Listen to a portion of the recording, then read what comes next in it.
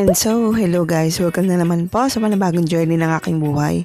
So, maaga nga po pala kami babiyahe dahil mag-swimming or magbabanding kami sa may Minalungaw. At unti nga lang din po yung sumama ngayon sa banding-banding namin papunta sa may Minalungaw. Dahil yung kasama din namin sa agriculture ay may kanya-kanya ding lakad ngayong araw. At ito na rin yung banding namin ng mga kagrupo ko bago kami mag-assessment sa agriculture. At dahil na nga din sa sobrang init, ito na nga yung outing namin. Ayan, matutuloy na siya, hindi na siya drawing. At ayun nga guys, nandito na nga po pala kami sa may Minalungaw. Ayan, makikita nyo po ang aming cottage. Ayan, may second floor dahil nga dito kami muna sa may DNR tumuloy. And special thanks nga din po kay Kuya Andel Bunao and Auntie Annabel for sponsor sa aming cottage ngayong araw. At dahil nga din excited nang maligo ang inyong mga ka-agri, ayan, bumaba na din ako para mag-video at ayan, nakikita nyo pa si Auntie Cosa, ayan, naka-t-shirt talaga siya ng orange.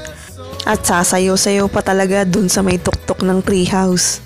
At nung nagtampisaw na nga din po sa tubig, ay yung tubig ay medyo malamig nga din po. At mabuti nga din po ay malinis na nga din po yung tubig dito naliliguan.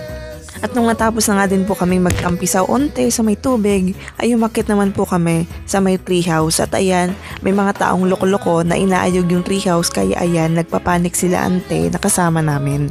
Mali pala guys, hindi pala treehouse, hanging bridge pala. Ayan, nandito kami sa may hanging bridge. At sa may ilalim na nga din po ng hanging bridge ay may makikita or matatanaw kayong mga floating, cottage at balsa.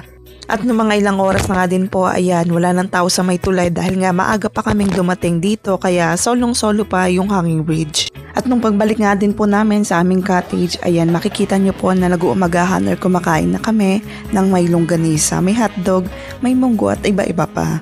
At pagkatapos na nga din po ng ilang oras ay dumating na nga din po ang aming mom and sir sa agriculture kaya ayan, kain na din sila.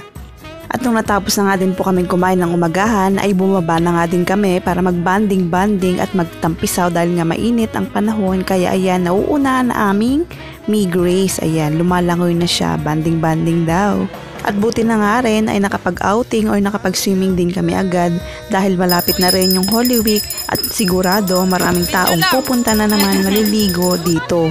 At ayun nga guys, nagkayayaan nga din kaming umakyat ng 1,000 step papunta ng grotto pero hindi nga natuloy dahil may construction na ongoing. Kaya ayan, pumunta na lang kami ng tulay at ayan yung kasama namin na si Mi Grace ay medyo natatakot ngang humakbang dahil may takot siya sa may heights.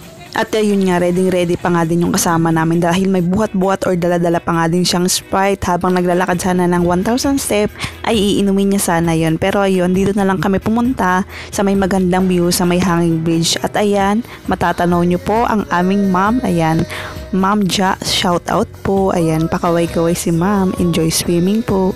At pakikita nyo rin po sa may ilalim ng tulay ay may crystal kayak na rin kaya yan pwede ka rin mag-rent diyan. At dahil nga din hindi bukas yung sa 1,000 step ay dito na nga lang din kami pumunta sa may dulo at nagpicture-picture na lang po kami. At natanaw na nga din po namin, nandyan na nga po si Mami Grace na una na po sa amin at ayan, marami din pong balsa dito na nakalutang at very relaxing po dito. At nung habang naglalakad nga din po kami ay minatanaw po kaming kuweba. Ayan po yung bahay ng mga kapatid ni Ate Ruth. Charot. Doon daw po nakatira yung mga kamag-anak niyang unggoy. At ayan, nung hapon na nga din ay bigla na nga rin pong bumuhos ang ulan. Kaya sisilong muna din kami at walwalan muna onti. Hindi matatapos ang araw nang walang banding na ganire. Syempre, pampalipas oras na rin at syempre, banding-banding usap, chismisen.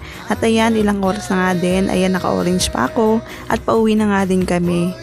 At buti na nga din ay sa likod kami pumesto dahil napaka-presko ng hangin dito. Langhap at damang-dama mo talaga yung preskong hangin na dumadampi sa balat mo pag nandito ka sa likod ng pick-up. Pero kapit lang din at ingat. At ayan, for the talkative na ang aming Ate Ruth dahil nga medyo naka-ginom-ginom na rin siya. Pero okay pa naman siya, makakauwi pa naman siya ng bahay nila. At ito na rin siguro yung last banding namin dito sa agriculture dahil may panibago na namang journey ang tatahakin natin. Kaya good luck sa aming mga journey ulit. See you mga ka-agri! At yun lang din po for today's videos, outing, and salamat po sa patuloy na pagsuporta. Salamat sa panonood. Bye-bye!